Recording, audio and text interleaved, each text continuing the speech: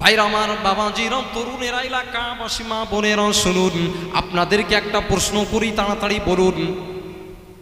আল্লাহ নবী যখন দুনিয়ায় আগমন করেছিলেন, আল্লাহ নবী যেদিন পৃথিবীতে এসেছিলেন, পৃথিবীতে আসার পর আল্লাহ নবীর আব্বাজান হায়াতে ছিলেন না, তার আগেই ইন্তেকাল করে গিয়েছিলেন। জেনে বলছেন না আন্দাজে বলছেন? জেনে বলছেন? হ্যাঁ, আগেই ইন্তেকাল করে গিয়েছেন। আচ্ছা, ওনার আম্মাজান ছিলেন না তার আগেই? আরে বাবা, তাড়াতাড়ি বলতে হবে তো, কেন? আম্মাজান যদি না থাকে তাহলে জন্মটা কার থেকে হলো? ছিলেন। হ্যাঁ, তাড়াতাড়ি বলতে হবে। বিশ্বনবী দিবস মানাচ্ছে, বিশ্বনবী দিবসের মা বাপের বিরুদ্ধে কিছু জানা নেই তো, এই জন্য আমি এটা তুললাম সংক্ষেপ সময়, একদম পুরো শেষের পর্যায়ে, আর 10 মিনিট আছে, আপনার 5 মিনিট। তো তাড়াতাড়ি বলুন। আমি 4 জায়গায় আপনাদের এটা ইমানের ব্যাপার বলে বললাম, সেটি হলো 4 জায়গায় 5 জায়গায় ওয়াজ হচ্ছে। তারা বলছেন রাসূলুল্লাহ আব্বাজান আম্মাজান মুসলমান ছিলেন না। জোরে বলুন নাউযুবিল্লাহ। হাই দেখো, এখানে আসেনি, আবহাওয়া এসে যাবে আস্তে আস্তে। আমি একটু আগে বলে দিচ্ছি অ্যাডভান্স, ইমানের ব্যাপারে কারো কথা শুনতে যাবেন না। তাদের বক্তব্য হলো রাসূলুল্লাহ যখন এসছেন, বা রাসূলুল্লাহর আব্বাজান আম্মাজান যখন চলে গেছেন পৃথিবী থেকে, সেই যুগটা ছিল জাহেলিয়াতের, আইয়ামে জাহেলিয়াতের যুগ। তখন রাসূলুল্লাহ কখন ইসলাম প্রচার করলেন কি করে, মা বাপকে কলমা পড়ালেন কি করে, তাদের যুক্তি আছে। যুক্তিটা একদিক থেকে মেনে নিলাম কিছুক্ষণের জন্য। কেন? তারা কি বলেছে, রাসূলুল্লাহর জ্ঞান হওয়ার আগেই আম্মাজান 6 বছরের আগেই হয়ে গেছে, আম্মাজান চলে গেছে, আর আব্বাজান তো জন্মের আগেই চলে গেছে। তো খায়ের, আমি যেটা বলতে চাইছি, তো তাদের বক্তব্য হলো রাসূলুল্লাহ কখন কলমা পড়ালেন? তাহলে ঈসা নবী চলে যাওয়ার পর দিন মুছে গিয়েছিল, তাহলে দিন পরিপূর্ণ হলো কি, কখন কলমা পড়ালেন? এর উত্তর হলো, এক রেওয়ায়েতে এসছে রাসূলুল্লাহ যখন জ্ঞান হয়েছিল, আম্মা আব্বার কবর জিয়ারত করার জন্য যখন এসেছিলেন, শর্টে বলছি, আবার কোনো যদি সময় হয় বিস্তারিত একদম কোরআন হাদিসকে ফেলে রেখে ইনশাল্লাহ সংক্ষেপে বলছি। সেটা হলো রাসূলুল্লাহ তারপরে যখন জ্ঞান তো শুরু থাকতেই হয়েছিলেন, কিন্তু যখন এসেছিলেন কবর জিয়ারত করতে, তখন কবর থেকে রাসূলুল্লাহ আব্বাজান আর আম্মাজানকে তুলে কলেমা পড়িয়ে, নিজের হাতে হাত রেখে কলেমা পড়ে মুসলমান করিয়ে দিয়েছিলেন। জোরে বলুন সুবহান। দলিলটা আজকে দিতে পারলাম না, দুঃখিত। কেন? আজান হবে আপনার 7টা 25, অলরেডি 23 হয়ে গেছে। 10 মিনিট চালাবো, তাহলে এটা পুরো ক্লিয়ারই করে দিই, ভালোই হলো।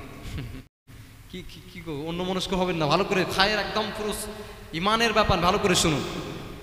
সেটি হলো, কি বললাম, কি বলছিলাম যেন? হ্যাঁ, দোয়া করে দিলেন, কি বলে আপনার, কি বলছিলাম যেন, বলো না, ভুলে গেছি আমি কি বলছিলাম।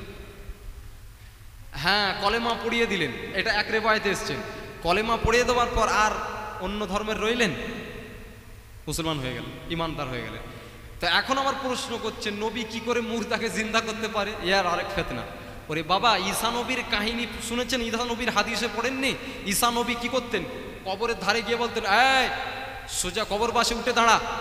কবরবাসী বলার সাথে সাথেই উনজুর ইল, আবার উঠে দাঁড়িয়ে তো ঈসা নবী ডাইরেক্ট দেখতে পেতেন। ঈসা নবী জিজ্ঞেস করতেন, তোরা কেমন আছিস? তারা তাদের ফলাফল বলতো। জোরে বলুন সুবহান। ওরে বাবা, ঈসা নবী যদি পারে, ঈসা নবী কার ওসিলায় আসলো? কার ওসিলায় আসলো? বিশ্বনবী। তাহলে ঈসা নবী যদি মুর্দাকে জিন্দা করতে পারে, তাহলে আল্লাহর নবী বিশ্বনবী রাহমাতুল্লিল আলামিনের আম্মা আব্বাজান, কোনো উম্মাত নয়, তার স্পেশালিস্ট আব্বাজান আর আম্মাজানকে কবর থেকে তুলে সামান্য কলমাটা পড়াতে পারেন না? পারে তো? তাহলে আপনাদের ঈমান আছে অলরেডি, মানে বিশ্বাস আছে। তো এই আবহাওয়া এইদিকে আসেনি, কেন? এটা 24 পরগনা, এখানে ঢুকতে গেলে এখানে সব পীর মুরিদির ব্যাপার আছে, কিন্তু আমাদের ওখানে অনেক কটা দল সহজে ঢুকিয়ে দেয়, আপনাদের এখানে ঢোকাতে পারবে না, আমাদের ইমাম সাহেবই কাবি তার জন্য। তো ভাইরা আমার, বাবাজিরা, এটা আবহাওয়াটা তাড়াতাড়ি খুব আসবে, নেট খুললেই দেখতে পাবেন আপনারা কি অবস্থা হচ্ছে চারিদিকে। এটা হলো, এটা একটা দিক। নাম্বার 2 হলো, আল্লাহর নবী বিশ্ব নবী রাহমাতুল লিল আলামিনের আব্বাজান আর আম্মাজান ঈমানদার ছিলেন কিনা শুনুন। আল্লাহর নবী বিশ্ব নবী রাহমাতুল লিল আলামিন যখন আল্লাহর নবী আগমন হওয়ার 6 বছর পর তার আম্মাজান ইন্তেকাল করে গেলেন। আল্লাহর নবীর আব্বাজান তার জন্মের আগে ইন্তেকাল করে গেলেন। তাহলে সেই সময়টা ছিল আইয়ামে জাহেলিয়াতের যুগ। অন্য মাওলানাদের আকীদা হলো তাহলে কখন নবীজি কলমা পড়ালেন আর কখন তার আব্বা মা মুসলমান হলো, এই কথা তাদের প্রশ্ন তুলেছেন। ভাইরা আমার ক্লিয়ার করে দিই শুনুন। ভাইরা আমার বাবাজিরা, সেই সময় 2 ধরনের মানুষ ছিল আইয়ামে জাহেলিয়াতের যুগে। নবীজির আব্বাজান আর আম্মাজান যখন বেঁচে ছিলেন তখন 2 ধরনের মানুষ ছিল। এক ধরনের মানুষ ছিল তারা মূর্তি পূজারী ছিল, মূর্তি পূজা করত। আর এক ধরনের মুসলমান ছিল যারা মূর্তি পূজা করত না। এক আল্লাহকে স্রষ্টা সৃষ্টিকর্তা বলে একজন আছে, আল্লাহ বলতো না কিন্তু সৃষ্টিকর্তা বলে একজন আছে, তানাকে দেখা যায় না, এর উপর বিশ্বাস থাকতো। আর একদল মানুষ ছিল তারা মূর্তি পূজা করত। এই 2 কোয়ালিটির ছিল তখন। এই মূর্তি পূজা না করা আর সৃষ্টিকর্তা একজন আছে এটা বিশ্বাস করা, এটাই হলো তখনকারের ঈমান থাকার জন্য যথেষ্ট। জোরে বলুন, এটাই এর উপরই ছিলেন। এইটাকে বলা হয়, এর উপর ছিলেন, আসহাবে ফিতরাতের উপর ছিলেন। এই সময়টাকে এর উপর যারা ছিলেন আসহাবে ফিতরাতের উপর ছিলেন, যেন আব্দুল মুত্তালিব আসহাবে ফিতরাতের উপর ছিলেন। মূর্তি পূজা না করা, শিরিক না করা, আর সৃষ্টিকর্তা এক বলে আল্লাহ বলে একজন আছে এটাকে মেনে নেওয়াটাই হলো তখনকারের জন্য ঈমান। জোরে বলুন সুবহানাল্লাহ। তারপরেও তো বললাম আল্লাহ নবী কলমা পড়িয়ে দিয়েছিলেন। আর যদি এটা কলমা যদি না পড়াতেন তাহলে আরেকটা দলিল কোরআন। কোরআন বলছেন লা তাকুম আলা কবরি, এ হাবিব ওই রকম কবরের ধারে দাঁড়াবেন না। 10 পারার আয়াত। ওই রকম কবরের ধারে দাঁড়াবেন না যারা কিনা শিরক করেছে, আল্লাহ ছাড়া অন্য কাউকে সাজদা করে, অন্য কাউকে প্রভু বলে মানে, ওই রকম ওদের কবরের ধারে আপনি যাবেন না। জিয়ারত তো দূরের কথা। আর আল্লাহর নবী কি বলছেন? আল্লাহ নবী বলছেন হাদিসটি বাবাজি সহিহ তিরমিজির হাদিস। আল্লাহ নবী বলছেন আমি আমার মায়ের কবর জিয়ারত করার পারমিশন আল্লাহর তরফ থেকে আমি পেয়েছি। ফাকাদ উযিনা লি মুহাম্মাদিন সাল্লাল্লাহু আলাইহি ওয়াসাল্লাম ফি জিয়ারাতি কবরি উম্মিহি, রাওয়াহু মুসলিম, রাওয়াহু তিরমিজি। আল্লাহ নবী বলছেন আমি আমার মা বাপের কবর জিয়ারত করার পারমিশন আল্লাহ আমাকে দিয়েছেন। জোরে বলুন। সুতরাং ওরে উম্মাতেরা ফাজুরুহা, আমি যখন পারমিশন আমার মায়ের কবর জিয়ারত করার পারমিশন যখন পেয়ে গেছি, ওরে উম্মাতেরা তোমরাও কবর জিয়ারত করতে পারো। আমি রাসূলুল্লাহ তোমাদেরকে কবর জিয়ারত করার অনুমতি দিলাম।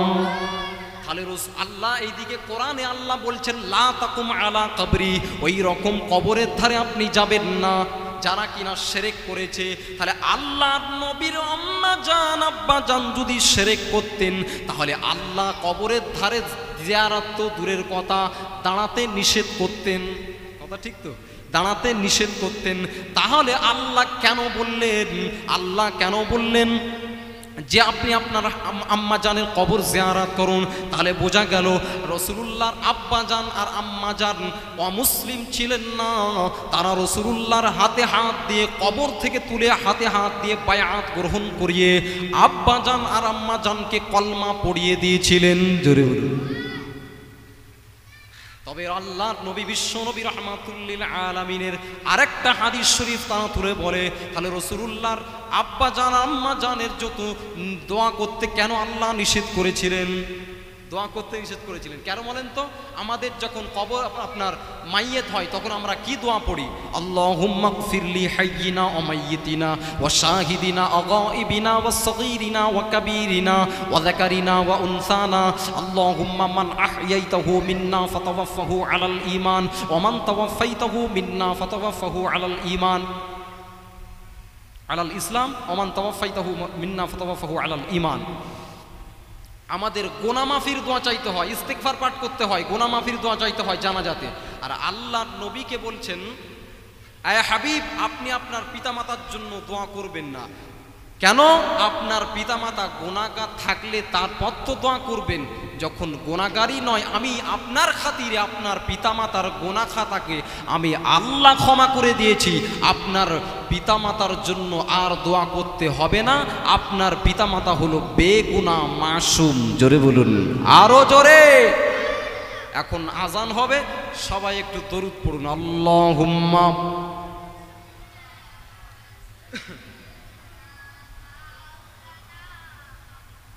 ওয়ালা আলিস।